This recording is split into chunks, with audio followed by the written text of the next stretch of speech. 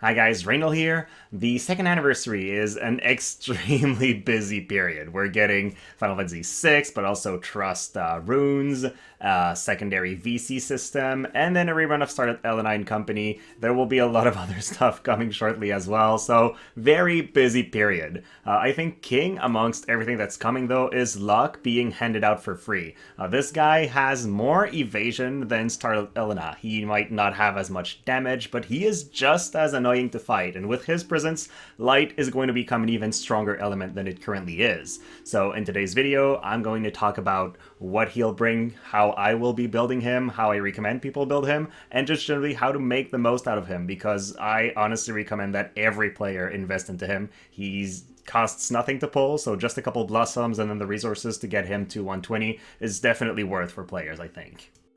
Now, before we dive into Locke's stats, I want to spend a minute talking about the Amazon Appstore. If you're not aware, Amazon does support all my videos, so they're encouraging me to keep going, and they are a boon for the War Divisions community. If you install your game via the Amazon App Store, and there is a guide on this page to do that, you then have the option to purchase your Viz at up to a 20% discount if you buy a large amount at once. And then currently for a couple days, so between March 23rd and March 31st, on top of having a rebate when you buy the Amazon coins, you also get 5% back with all Amazon coin purchases. So it's an opportunity to, if you have something you want to get in War of the Visions during the anniversary and you want to make the most out of your money, it's definitely the best way to do it. Now, unfortunately, this is limited to US, UK, Germany, and France. So if you're outside these regions, just like me, tough luck, gotta go through the usual things. But if you are located in one of those regions, it's definitely a good deal. You're just getting more money out of, more Viz out of the same amount of money you would invest otherwise. So I highly recommend you take a look at that. I have a link in the description below that you can follow to get to that page, and then it'll explain to you how to install this version via the download now button here,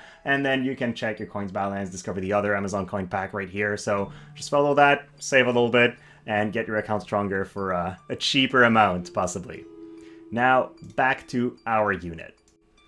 Locke is a thief-ish type unit, so he has a movement of 3 and a jump of 3. He is actually very mobile, and he has one of his passives that can increase that further. One thing I want to touch on before we go deeper is that Locke's TMR is one of the best in the game. If you've watched my video for a long time, you know how much I love Luel's TMR, which is the Sage's Beret, because it has an AoE buff that increases luck. It used to be the only source of a luck buff in the game. Now there's a second one, and it's Luck's. Luck's luck buff in an AoE has a 20% value compared to Luel's 35%, so it is weaker, but he also provides everybody with an agility up buff. Now, Luel's TMR gives some status effect immunity, so it could be better in some niche, but in almost every scenario, if you give me the choice between acting faster and getting that extra luck with the same ability, that's what I will choose. So Luck's TMR is one of the best TMRs in the game right now. On top of that, contrarily to Luel's TMR, this one can be used twice in a fight, so you can actually refresh it mid-fight if you need that evasion up buff. Luck also influences your accuracy, so against a mirror matchup, it could be very handy. So even if you're not that interested into Luck for some reason, do get him to 99 and max out that TMR. It is game-changing for evasion teams, but also for fighting evasion teams because it helps you hit. So definitely a lot of value right there. Now, let's go and look at this guy's stats, and I'm comparing him with 2 other of the most powerful evasion units we have right now. First one is Starlet Elena, and then the other one is Zazan. So Locke has comparable HP to these guys. He's not a guy who's going to tank with a very large HP pool. That's not how he's designed, but he has a really high attack. Zazan is already one of the heaviest hitter at 570 attack, and then Locke has even more at 591, so that's a little bit insane. 68 agility is in the same ballpark. He's a guy that's going to be going super fast, especially because Light has great vision cards to go faster, and his luck is at 287.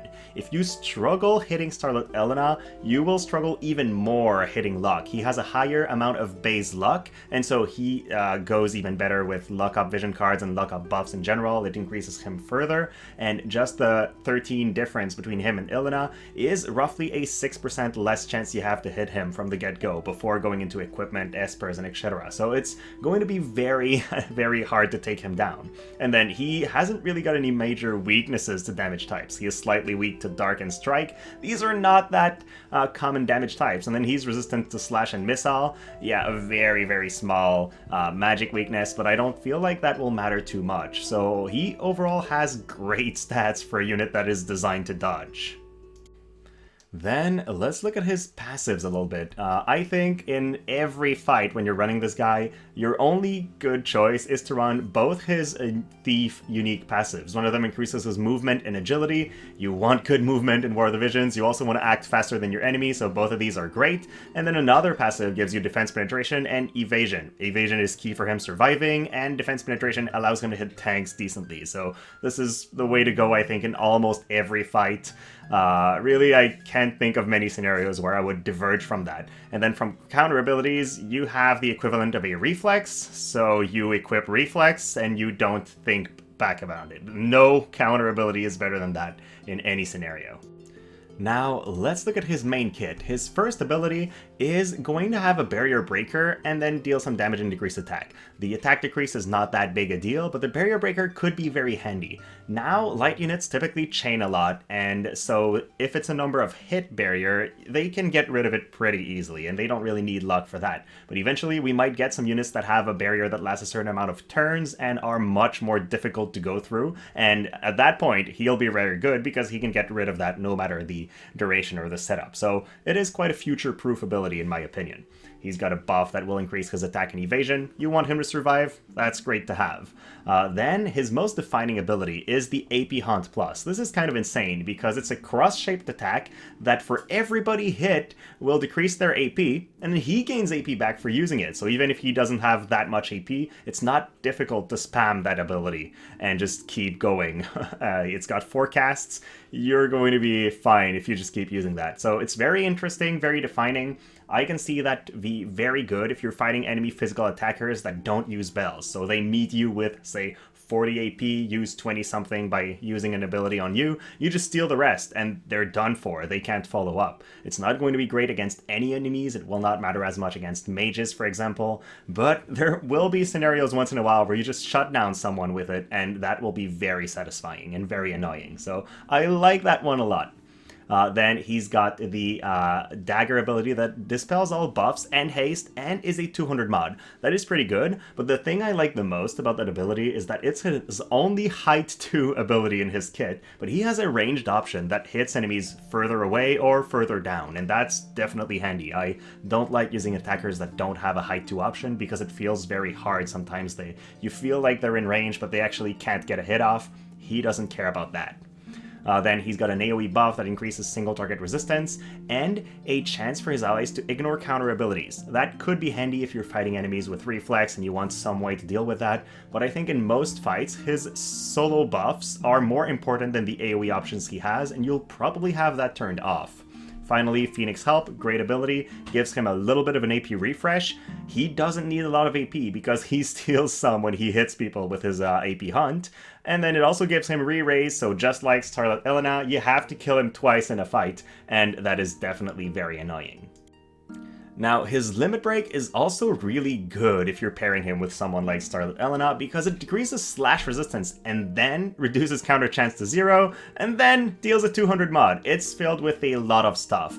The one thing about this is it has a hefty 43 AP cost, so if you're just banking on his own AP refresh to fight, you will run out of AP if you use this. It's very expensive, and his 5% AP refresh is not that good for 40 cost abilities. So if you want him to be relying on his Limit Break, I feel like Bells or Lucio's TMR will be more reliable in getting you the amount of AP you need.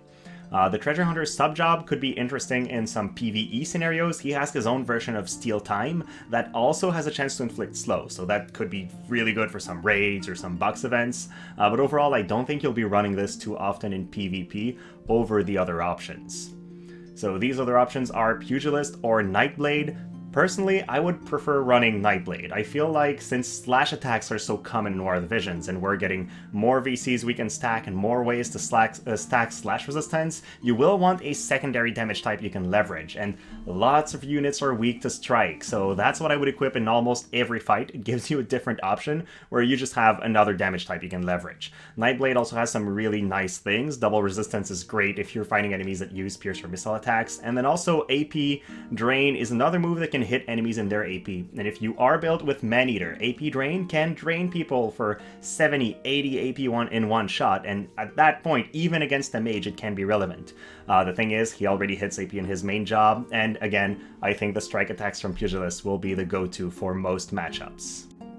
Now that we've talked about the sub-jobs and jobs, let's look at a sample kit, and this guy's got 6,000 HP, so he dies in 2 hits or so, but then comes back to life with re-raise and keeps being annoying. He's got 111 evasion with that build, on top of his 451 luck, so it's insane, it's super high. Now if you're wondering how I got those numbers, I have used the sub-VC system, so I have a total of 6 vision cards in my team. He is paired with 2 light allies with light mastery abilities, but I have not put any runes on his TMR, so he could get even higher luck and even higher evasion if you're using the runes that increase these stats. So yes, he's definitely extremely evady, 119 agility, goes super fast, and then over 1200 attack, so he will also hit very hard. It's just a very scary unit to see in action like this. I feel like he's definitely going to be an annoyance.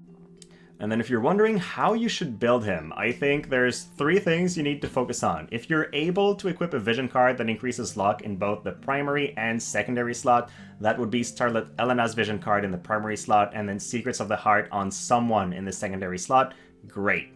If you can equip Evasion Up vision cards on both, great as well. You'll want probably Rob's VC on somebody in the primary slot, and then Shiva on the secondary, and then you have as much evasion as you can get from vision cards. And then finally, Agility Up vision cards, which means one of them is going to be the Bahamut vision card, and then your other one will be either, I think, Black Rose of the Battlefield, or the Scions of House Beowulf card from Final Fantasy Tactics if you own it. These are going to be great.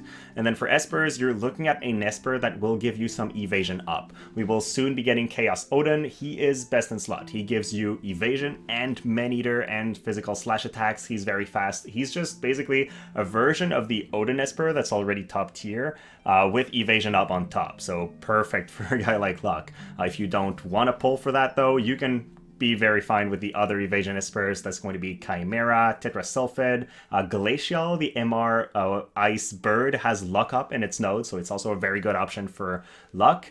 Or you could just go for damage and go with Odin, but then you're opening yourself up to getting hit more often, so it's a little bit more risky. Overall, I am very eager to see him in action. I feel like he's going to change the meta, but he is the type of unit we'll see in guild battles and the competitive scene quite a bit. He has that type of power, so we'll see a lot of luck action, I think. And for players that are wondering, should I build him or should I build Violet that's going to be released with a Persona collaboration instead, because you're not sure if 3 light evasion units are worth it, I think Locke is the best of the bunch. You want Locke and Starlet Elena, and then Violet is a third, but she's further away. Locke really has all the utility you want on top of being hard to remove, so he is hard to beat in my opinion. Definitely a very future-proof unit. Now, if we're looking at the JP meta right now, the Dark Element is actually very accurate and able to fight light quite well. Now, on the JP side, they don't have Starlet Elena, so we don't know how exactly it'll happen for us, but Light is still very strong on the JP side right now. Locke is still very strong, so he is, in my opinion, a very future-proof unit, and I think every player should invest into him and get him as strong as they can. Even if you don't have all the Light VCs, he will have good long-term value, both for PvE and for PvP. With that said, I gotta work on building him myself, so I'll feature him in some videos when he's ready. Let me know if there are some builds or partners you want me to try him with. I am definitely looking forward to using him as a partner to Mashari. For some reason, this seems like a fun combo to me. But this is going to be it from me. Thank you so much for watching, guys, and I will see you soon again.